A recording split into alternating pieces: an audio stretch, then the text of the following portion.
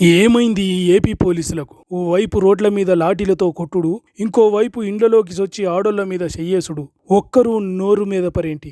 AP సర్కార్ ఆఫీసర్లకు ఏమైంది? దీన్ని మౌనంగా ఎందుకు భరించాలి? బాధ్యత లేని ఈ పోలీసు దాడులకు పలకాలి చరమగీతం. చట్టాన్ని చేతులకు తీసుకున్న పోలీసులకు తప్పది భారీ మూల్యం. ఏందో ఏమో గానీ ఈ నడుమ ఏపీ పోలీసుల అరాచకం ఎక్కువైతున్నది అని అంటున్నారు పబ్లిక్.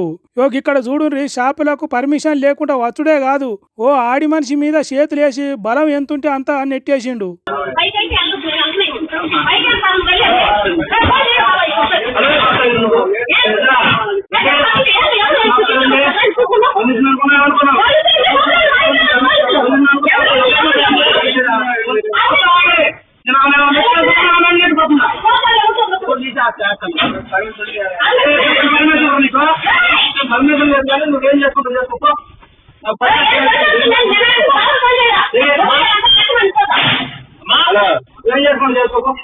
చూసిండ్రా ఏమంటున్నాడో?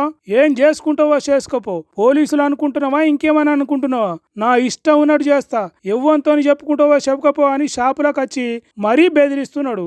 వీళ్ళేనా రక్షక భటులు అంటే? వీళ్ళేనా ప్రజల హక్కులు కాపాడేటోళ్ళు? చిన్న పిల్లలు అనేది కూడా చూడకుండా సెల్లు గుంజుకొని గల్లా బట్టి గుంజి పారేసి తిడుతున్నాడు. ప్రకాశం జిల్లా కొండేపి మండలం జాళ్లపాలెం అనే ఊరిలో పోలీసులు చేసిన ఘనకార్యం ఇది. వీళ్ళ ఓవర్ యాక్షన్ చూసి కనపడని నాలుగో సింహం నవ్వుకున్నది కావచ్చు. ఆయనతో సీసీ కెమెరా ఉన్నది కాబట్టి వీళ్ళ ఈ రంగం బయటపడ్డది. మరి ఆ ఇంటోళ్ళు ఏం తప్పు చేసిండ్రు, బ్యాంకులల్లో ఎంత సొమ్ము కొల్లగొట్టి దేశం పారిపో చూసిండ్రు అనేది పక్కకు పెడితే, ఇట్లా ఇంట్లకు పోలీసులు వచ్చి ఆడోళ్ల మీద చెయ్యేసుడు కరెక్టేనా? మహానాడుల మంత్రి నారా లోకేష్ చేస్తామని చెప్పిన మార్పు ఇదేనా?